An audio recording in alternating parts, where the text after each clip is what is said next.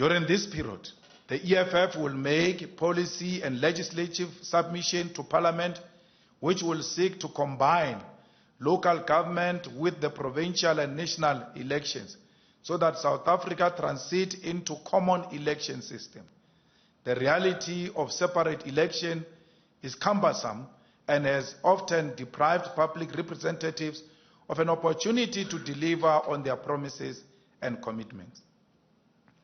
If our proposal is accepted, the 2021 local government election must be postponed to 2024 and held together with the provincial and national elections. In our proposal, we will clearly articulate that all dysfunctional municipalities under administration must go for election in 2021 for a term that will finish with the rest in 2024. South Africa must have one election on 5-year intervals instead of elections every 2 years.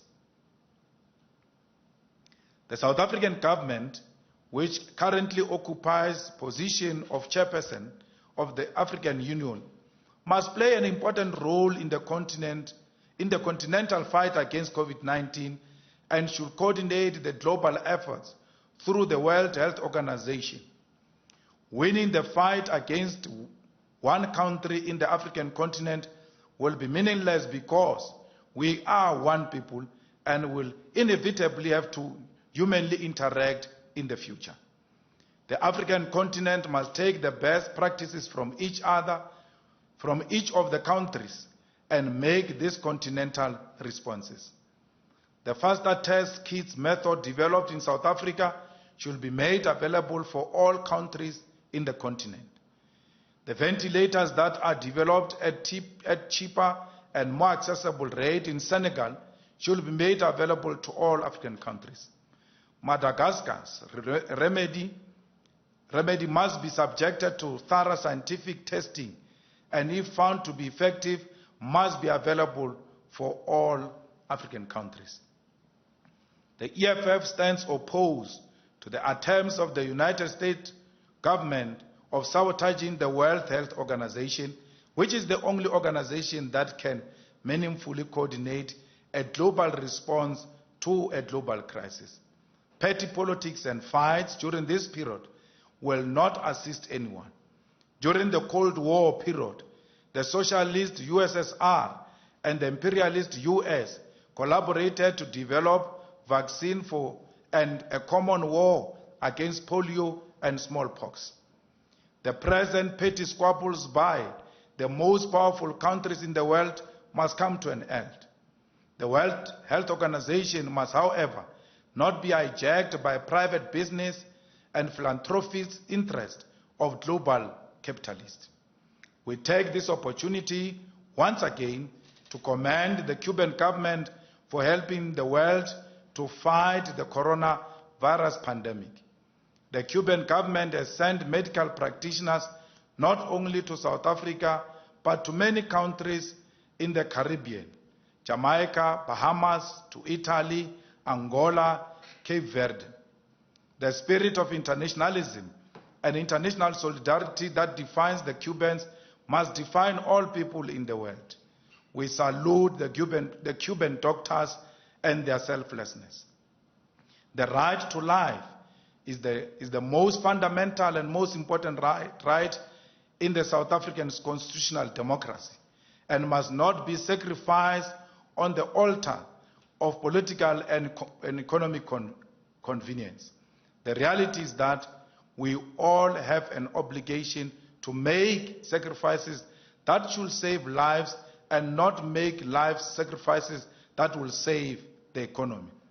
The EFF strongly demands that government should reconsider the premature, senseless, and reckless reopening of various sectors of the economy and schools until there is a solid scientific basis to do so.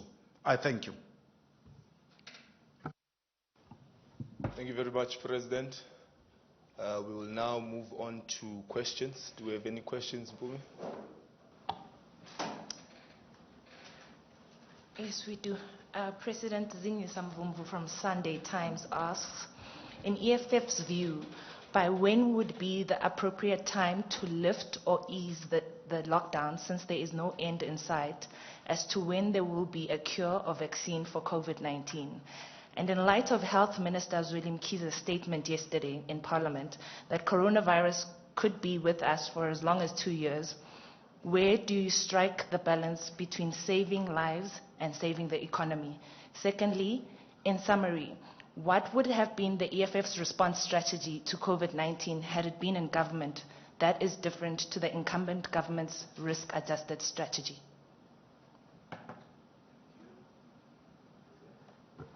Oh, I thought we were doing the usual stuff of taking a... Okay, no, I think, President, I think it's better if we take one as they come, because Okay. they are lengthy as well. Okay. Our strategy as the EFF government is very simple.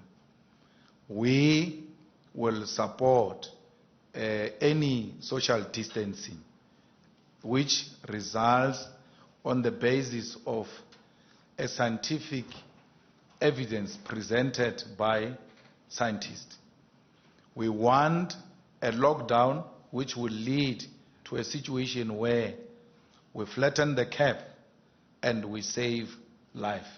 So, if there is no scientific basis of saving life, we cannot agree that we must open the sectors of our society because we will destroy life. So, the EFF approach is very simple. We must isolate our people. We must practice social distancing. And we must lock down until a scientific solution is found. Those who are threatening that people will die of hunger are actually just misleading us. Because there are no graves of hunger. There are graves of people killed by apartheid. There are graves of people killed by diseases. And we are going to see many of those graves because of this senseless and reckless approach of the current government. The EFF approach is fundamentally informed by save life, not the economy. The economy will come secondary, especially the economy that is based and controlled by white monopoly capital. Thank you very much, President. Pumi, do you have another one? Yes. The second question is from Sophie Mukwena, SABC Foreign Editor. Looking at what is happening internationally, what's your assessment on performance of world leaders during this crisis? Are they providing leadership in the interest of global citizens? The issue of tobacco is a thorny one. What's your reaction to the current debate on banning sales of tobacco? Do you think WHO has provided leadership, particularly the director at Tedros? We have said in our statement that the big bosses and big countries are not playing the expected role we expect from bigger states. They are engaged in petty politics. They are engaged in squabbles instead of coming together to quickly find a solution. And therefore, we cannot say that the world leaders are playing an expected role. And therefore, we really are disappointed that instead of leaders coming together, leaders are drifting apart and are calling each other all sorts of names, including discrediting the World Health Organization and its leadership. So that conduct is really uncalled for. We gave example where the USSR and the United States had to put their political and ideological differences aside to save life. And that is what we expect of world leaders today. The banning of tobacco should be supported by a scientific explanation. In the absence of scientific explanation, then is egoism and abuse of power. Scientifically, it has been proven that the trauma units in the hospitals become extremely overpopulated with incidences that derives from alcohol. There's no one who can put a scientific argument that alcohol contributes significantly to overpopulation of trauma units. Is it, Yeah? is it alcohol? Come again? Is it alcohol and it's supposed to be cigarettes and last couple years? Yes. So all I'm saying is that because of the trauma units, the contribution of alcohol into the trauma units, it cannot be correct that you uplift alcohol sales and ban cigarette sales. So we know that cigarette kills and cigarette causes, all types of diseases.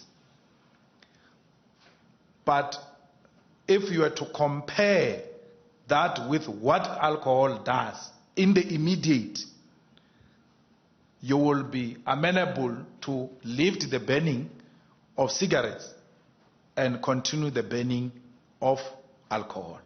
So there's no scientific explanation about that.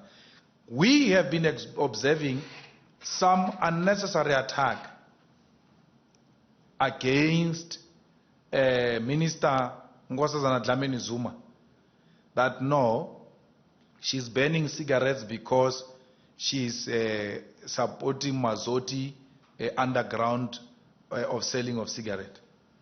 It's nonsensical and it's unacceptable. Because we all know where Nkosazana comes with the battle against tobacco. Her attitude on tobacco doesn't start now. And it's a principled stand she has taken. And we must support her. In the long run, tobacco is not a solution. We must, at some point, find a way where we have a society free of cigarettes. It's not a long-term solution. So, her attitude is correct. Her attitude on cigarette doesn't start now. Now, people don't know that Mazoti's Cigarette Association is actually the one that is taking government to court. The association of BAT has not gone to court. They will never go to court because the banning of cigarettes benefit BAT more than small companies. So, the cigarette is banned in South Africa, not in Namibia. So the BAT exists in Namibia. The BAT is a multinational company. So when you ban cigarette in South Africa, the BAT doesn't get affected because it continues to sell in other countries. Hence, it will not go to court. But the small companies that sell in South Africa are the ones that are going to collapse. Because when you open the cigarette sales in South Africa, these companies will have collapsed, and it will give the big companies and BAT in particular a more advantage. So the RET forces in the ANC that are supporting Nkosazana, they do so from a misinformed point of view, of not having an appreciation of how tobacco politics operate.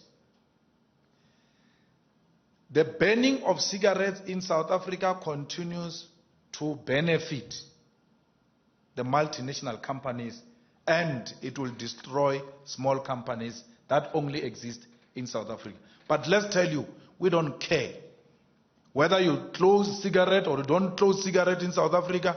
We actually don't want cigarette. There is only one person in front here who smokes. We don't do those things of cigarette. So we are really not affected. But if you want to intellectualize it, bring a scientific argument and use that scientific argument against the sale of alcohol. So if you put alcohol here and you put cigarette here, cigarette will win against alcohol if we are not going to be emotional about it. So whether Mazotti sells illicit cigarettes or not, like you keep on saying Mazotti sells illegal cigarette, arrest Mazotti. You use illicit cigarette of Mazotti to try and silence others. When people want to enter the debate on cigarette, it's Mazotti's people. It's Mazotti's people. Now, even that differently looking one who wrote the book President's Keepers, Jack Paul, came to confess that Mazotti has got nothing to do with what Nkosazana is doing. That rogue unit guy, Van Lochenberg, also confirmed that, and those are the rogue, confirmed that Mazotti has got nothing to do with Nkosazana's attitude on cigarette. They attack Nkosazana and discredit her for their own opportunistic reasons. And they use Mazotti to do so. So it's really unfair. But you cannot keep on banning cigarettes and justify alcohol. Something very stupid happened, actually, Deputy President. They say taboo should not open. The club must not open. And then you can buy alcohol and go and drink at home. You know what they've done? They've moved taboo from a regulated place into an unregulated place called home. They've closed, instead of introducing regulations and saying if club is going to open, this is what you must comply with. Buy alcohol, right? Go and drink at home. You effectively are going to turn our homes into clubs. There will not be peace. The abuse levels are going to increase. The levels of intolerance by neighbors is going to increase. You have just sent a mess into communities. That's number one. Number two, you close restaurants because you are talking about opening the economy. You close the restaurants and you open churches. What is the contribution of the church into the economy? The restaurants, by the way, practice social distancing, even without COVID-19. In the restaurant, you come with whoever you came with, you shall occupy this table.